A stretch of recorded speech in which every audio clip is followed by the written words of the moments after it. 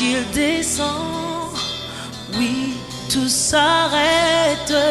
Il y a transfert entre ciel et terre. Quand il descend, l'atmosphère change. Il y a transfert entre ciel. Quand il descend, oui, tout s'arrête. Tout s'arrête. Entre ciel et terre. Alléluia. Je vous dis, nous sommes des combattants.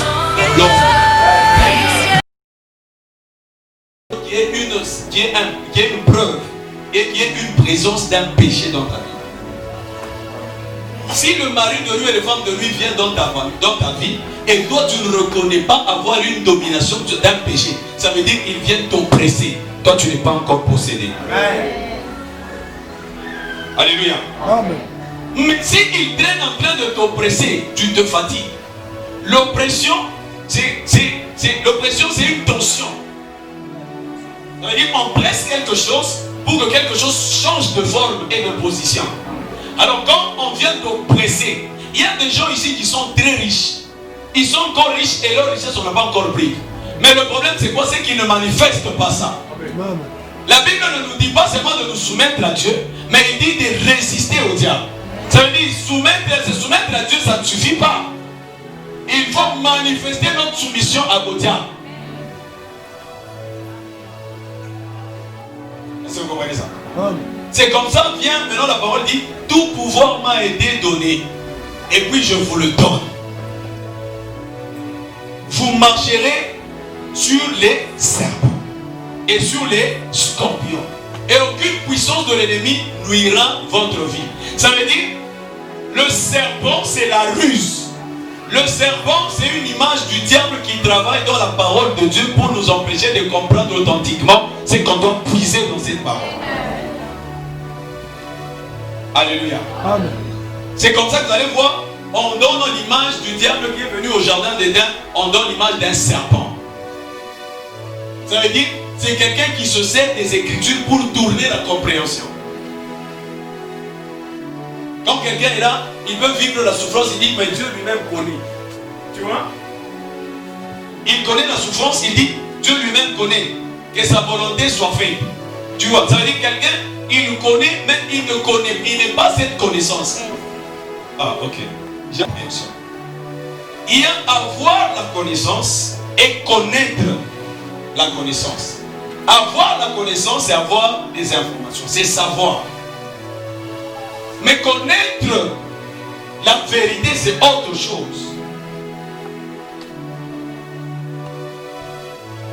Il te dit résister au diable. C'est un ordre que Dieu nous a donné. Il nous a donné l'ordre de résister. Mais cet ordre devient fort dans l'ordre de nous soumettre. Il dit tu donneras à ton Dieu tout ton cœur, toute ton âme, toute ta force. Quand tu donnes tout à Dieu, ça veut dire le diable ne trouvera rien sur toi. Tout ce qui est de toi sera de Dieu. C'est comme ça que quand tu deviens tout de Dieu, tu deviens maintenant un général. Tu n'es plus comme un caporal. Il y a d'autres personnes actuellement. Dans le monde spirituel, ils ne sont que de petits. Ils ne pensent qu'à eux-mêmes. Ce sont de petits dans le monde spirituel. Dans le monde spirituel, tu dois grandir. Tu dois quitter les étapes. Tu dois changer de position. Tu dois savoir, tu dois apprendre à prendre en charge aussi les autres. De la même manière qu'on parle de nombre des anges et des archanges, de la même manière à l'église, nous voyons l'utilité de nos frères. Il y a un autre frère, quand il est là, il peut prendre en charge même 200 personnes. Celui-là, il a déjà un ange gardien qui est un principal, qui est un principal, comme il faudrait bien le dire. Alléluia. Amen. Alléluia. Amen. Maintenant, ces anges-là ne grandissent pas par hasard. Ces anges-là, ils deviennent costauds par rapport à l'obéissance de la parole que les autres n'obéissent pas. Si tu commences à obéir la parole plus que tout le monde, tu deviens le général plus que tout le monde. Amen.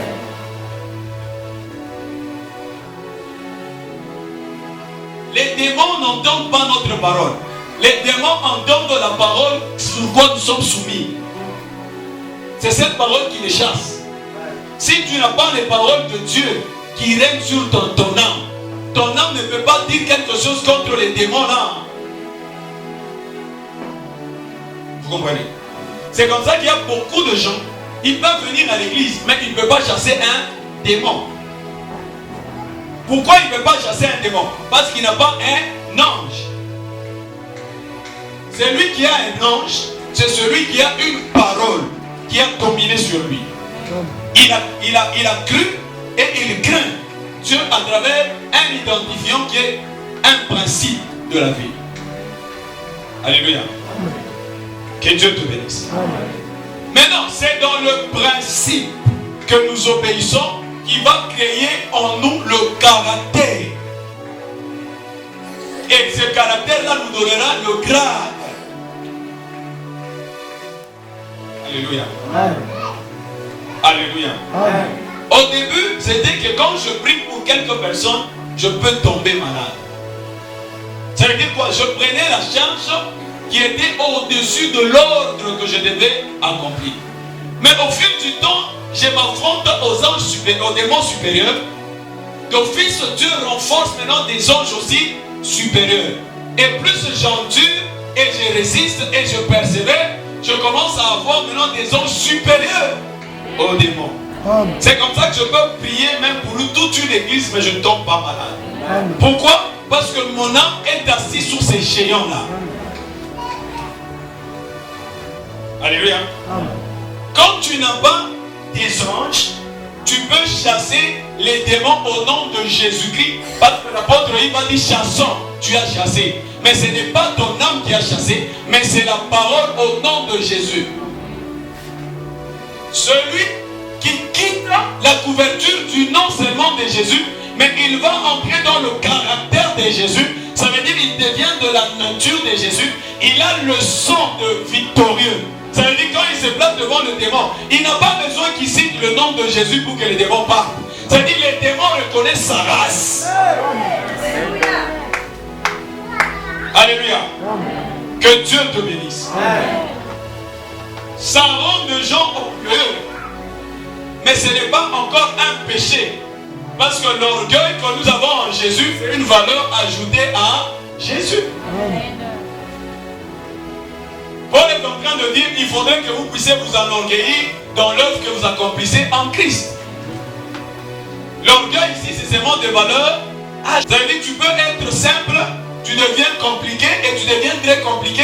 C'est comme ça. Il y a des vies de gens, quand les démons viennent, ils ne savent pas là où ils doivent le toucher. Comme nous. Alléluia. Ils savent que quand ils viennent chez moi, ils ne peuvent pas toucher quelque chose. Alors pour me faire mal, ils vont faire quoi? Ils vont aller toucher au rat. Ils vont aller toucher Maman Marie.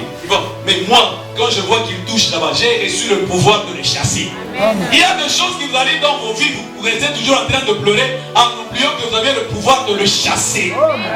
Allez ta main maintenant là. Tu vas dire, Seigneur Jésus, tous les démons qui se sont infiltrés dans ma vie, qu'ils reçoivent le feu.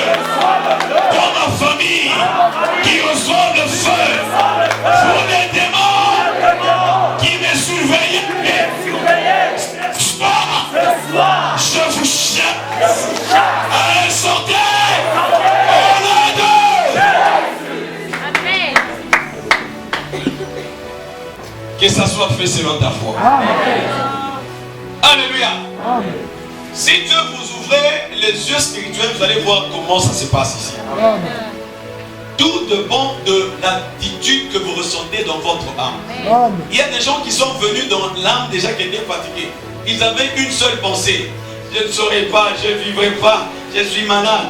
C'est-à-dire, avant que nous ne quittions ici, ton âme doit parler autrement. Amen. Alléluia. Amen.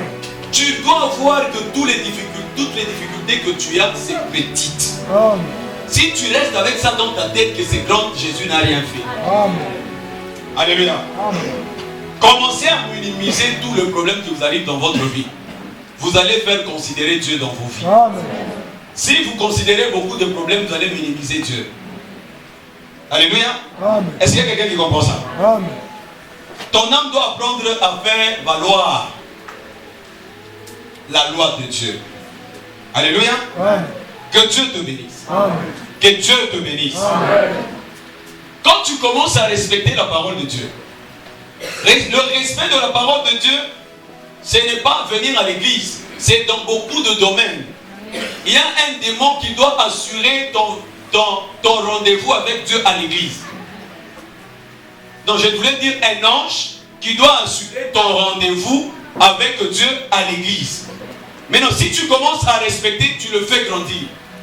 Si tu ne respectes pas ta manière de venir à l'église, tu le diminues. C'est comme ça que pour un rien au monde, tu peux t'absenter à l'église. Ce n'est pas par hasard. Quand tu t'absentes à l'église, l'église c'est comme une porte qui doit te donner accès à découvrir d'autres anges. Amen. Alors maintenant, c'est un ange qui est grand que beaucoup de gens négligent. Alléluia. Amen. Lors de la possession de Canaan, ce n'est pas celui qui était en Canaan, à la porte d'entrée de Canaan. Celui qui a donné accès en Canaan, c'est l'ange qui était à la porte de sortie de l'Égypte. Amen. Alléluia. Amen. Mais c'est celui-là qui était géant qui a donné à l'ordre à l'autre là d'ouvrir. Amen. Mais dans le désert, il y avait un autre ange qui était là. Amen. On appelle le 10 commandements. Alléluia. Amen. Mais dans l'Égypte, en Égypte, il y avait un ange exécuteur. Un ange d'accomplissement. Dieu a dit, Moïse dit au peuple d'Israël d'asperger le sang sur les linteaux. Quand ma colère viendra, passera outre. Or, la colère de Dieu était dans la désobéissance. Mais il a ordonné à Israël d'obéir. Mais tout Israël qui n'avait pas obéi, il n'avait pas échappé à la colère de Dieu. Amen. Ce n'est pas l'appartenance qui nous sauve, mais c'est l'obéissance à celui de qui nous appartenons qui nous sauve. Amen. Que Dieu te bénisse. Amen. Beaucoup de gens se frappent sur la poitrine chaque fois dans leur maison. Moi je suis chrétien, moi je suis chrétien. Ces esprits ne vont pas arriver. Mais tu restes toujours dans une même situation, ça ne change pas. Pourquoi? Parce que tu n'as pas changé ta manière de respecter celui qui te donne cet attribut. Amen. Alléluia. Amen. Il ne suffit pas, quand tu commences à servir Dieu, il y a un ange qui te protège sur le ministère. Et l'ange là, il y a de différentes dimensions de sécurité du ministère. Quand tu commences à obéir à l'ainsi dit, ce n'est pas seulement dans la lecture biblique, mais il y a des choses que Dieu te donne dans ta tête que tu dois réfléchir avec lui pour devenir ce qu'il a dit. Il y a beaucoup de gens qui s'occupent aux choses qui ne sont pas bien. Dieu est en train de leur parler pour donner encore un nouveau ange qui doit les amener là où ils ne sont pas encore partis. Mais ces gens-là disent, j'ai affaire. Dieu, laisse-moi, j'ai affaire. Je vais parler avec toi après. Alléluia. Amen. Il y a des gens ici à l'église que Dieu le parle personnellement. Il le dit. Dieu dit, tu ne peux pas t'absenter à l'église. Mais il s'absente. Mais Dieu a parlé. Et s'il y a de malheur qui attrape véritablement le chrétien, ce n'est pas ce que le sorcier envoie. C'est ce que Dieu ordonne et que l'homme n'obéit pas. Ça, c'est ce qui tue beaucoup l'église. Ce sont des prières même qu'un pasteur ne peut pas délivrer. Ce sont des problèmes qu'un pasteur ne peut pas trouver solution. Ah, vous comprenez, hein? Ceux qui trouvent solution à ce genre de problème, il n'y a que la parole seule. Amen. Dis amen bien. Amen. Alléluia. Amen. Je vous ai parlé sur le combat spirituel. Je vous ai dit, ce qu'on dit bénédiction, ce n'est pas ce qu'on reçoit. Ce qu'on dit bénédiction, c'est ce que nous avions gardé comme parole de Dieu et qui a produit une nourriture de la parole qu'on a été nourri. Quand Dieu dit on sera des millionnaires, vous croyez qu'on sera des millionnaires comme ça? Non. Quand on parle de millionnaire, c'est une attribut qui doit être attachée à une personne. Cette personne, s'il n'est pas d'abord cette personne, cet attribut ne sera pas attaché à lui. Et quelqu'un comprend bien? Amen. Est-ce que vous comprenez ça? Un homme riche n'est pas riche. Il est déjà un homme et puis il doit devenir riche. Un millionnaire, à la lumière de l'homme, il doit être d'abord chrétien. Pour être chrétien, millionnaire. Ce sont des difficultés que nous rencontrons. Les gens veulent avoir des avoirs, mais ils ne veulent pas avoir l'être, ils veulent pas être l'être. Ils doivent gérer ses avoirs. Alléluia. C'est comme ça que vous allez voir, il y a des débandades à l'église. Il y a des gens qui vont à la montagne. Dieu, donne-moi la puissance, que je sois comme l'apôtre Yves. Mais l'apôtre Yves, vous avez dit, il était parti à la montagne demander cette puissance. Non. La puissance de Dieu descend sur la parole. Si tu accomplis une parole, ça sous-entend déjà qu'il y a une puissance. La vraie puissance, c'est la connaissance. Dans la connaissance, il y a un être là-bas. Il dit à tous ceux qui l'ont reçu la parole, ils croient au nom. C'est-à-dire, ils ont reçu quoi? La parole. Mais la parole les a donné le pouvoir de devenir. Or que la parole a quel pouvoir? La parole a que le pouvoir de passer l'esprit de Dieu qui est dans ce qu'on écoute. Et quelqu'un comprend bien? Même quand je parle comme ça, c'est que je parle et je déclare. Je ne déclare pas seulement sur ce que vous entendez comme ça. Non, ça veut dire qu'il y a une puissance qui se communique. Cette puissance vient de celui qui m'a appelé et que moi aussi je vous appelle. Amen. Alléluia. Amen. Et Dieu vous bénisse. Amen. Moi je vous appelle à dominer. Amen. Alléluia. Comme il m'a appelé aussi à dominer. Ne soyez pas dominés. Dis à ton voisin que personne ne te domine à partir d'aujourd'hui. Amen. Tu es l'image de Dieu. Amen. Dis même bien, tu es l'image de Dieu. Amen. Tu sais, l'image de Dieu, nous la perdons quand on n'a pas la connaissance. Quand tu commences à te poser, mais pourquoi ça m'arrive? Ça veut dire que tu n'as pas l'image de Dieu. C'est lui qui a l'image de Dieu, il ne peut que connaître ce qui lui arrive. Amen. Moi, chaque fois qu'il y a quelque chose qui m'arrive, je sais d'où ça vient et d'où ça doit partir. Ne restez pas seulement à savoir, il n'a pas chaque fois les membres pour on n'a pas chaque jour pour l'autre. Alléluia. Amen. Alléluia. Amen. Que Dieu vous bénisse. S'il y a quelqu'un qui est en train de travailler avec votre nom maintenant là, Amen. Vous savez, des gens peuvent travailler avec votre vie en vous donnant leur nom. Vous qui donnez les noms aux enfants là, il faut faire attention. Il faut savoir le nom que tu donnes là. Ça mène vos enfants où? Parce que quand tu donnes l'enfant le nom de l'apôtre Yves, tu connais déjà ce que l'apôtre Yves fait. Et tu connais ce que ton enfant fait là. Maintenant, toi, ton nom là, tu as donné à qui? Ton nom là, on avait donné, c'était le nom de qui? Hein? Kabumfuyanti. Hein? Ouais, là, on va Bakish. On a ce qu'il y a? Saint-Esprit est acheté à vous dans la web parce qu'on va Bakish. Ouais, vous voyez, Kalonji. Il est même pas Kalonji, en bouquet katika chi. Mukebai. Ase mutafute. Aba bakupate. Basi mutafute katika chi. Bakupate.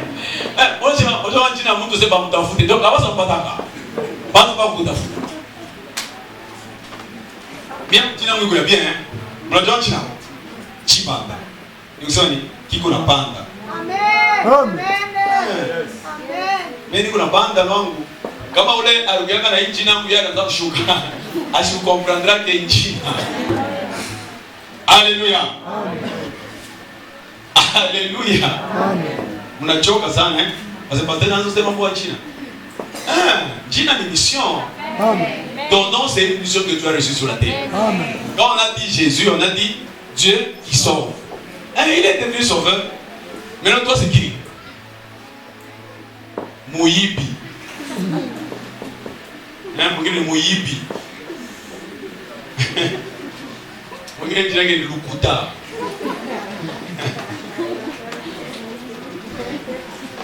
Ouais, maintenant, tu n'as pas bondé là, hein? Ma bondeli. Oui. Abana mabonza. Mabonza, offrande. Et il a tout bien. Alléluia. Amen. Pourquoi ça va Gédéon? Tu vois, c'est le nom qui a eu la conversion. Il était le plus petit, mais il a eu la promotion d'être grand.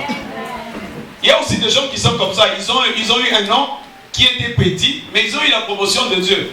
Ils sont devenus de grands pasteurs. Comme des pasteurs Kalonji, des pasteurs Chibanda.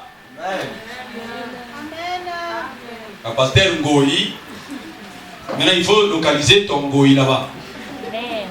C'est quel pasteur Ngoï? Quel apôtre Ngoï? Voilà, beaucoup de gens, oh, Matthieu.